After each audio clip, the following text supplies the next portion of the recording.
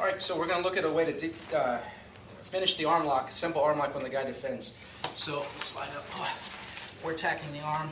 We get to a position where we're ready to go for the kill, but we run into this common problem, which is the guy grabs his arms together, and without a good technique here, you can lose the position or just at the very least waste a lot of energy. Okay? So let's look at a couple things that are going on. First, I'm going to do the move, and then I'll explain what's going to happen. Go ahead and resist a little bit. So he's defending.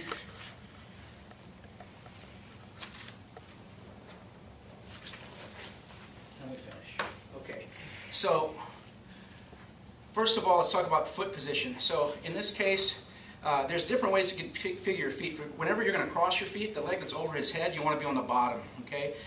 And you want to kind of squeeze in with your heels here, so you're getting your hips real close to the shoulder. If your feet are opposite, you don't feel nearly as much pressure there, do you, Chris? No. So here, it's really difficult for him to move his head and his shoulder, so it gives you more control in the position. With this particular grip break, the hand that's closest to his head is going to be underneath, pulling on his arm. I'm grabbing my collar. You could also grab the thigh. That's kind of a preference thing.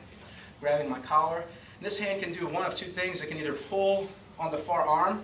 The reason for that is it makes it difficult for him to pull his elbow backwards, like to get power in the defense. Like the more his arm goes back, the harder it is for me to pull it. So this kind of works against him as he does that. That's one variation. Second variation is to go underneath that side too, okay? But here's the real trick to the position. Instead of leaning backwards or sideways or just whichever way, I create an extra lever with my elbow. My elbow goes on the outside of my thigh. So now rather than just pulling and tugging, there's a fulcrum here. My shoulder and body weight is the top of the lever, and it creates tremendous pressure on this grip that he's trying to hold there. So all I do here, I don't pull backwards, I just try to touch my shoulder to the ground. And I'll try to do it without using any strength. Okay, go ahead and resist this a little bit. I'll just lean, look. I'm not using any strength at all. Eventually I'm going to overcome that grip that he's got. I'm not using any strength. It's all just leaning with the body weight. I could finish it quicker if I engage my back, but just for the demonstration, as soon as I feel like right there it broke, I straighten my body and bingo.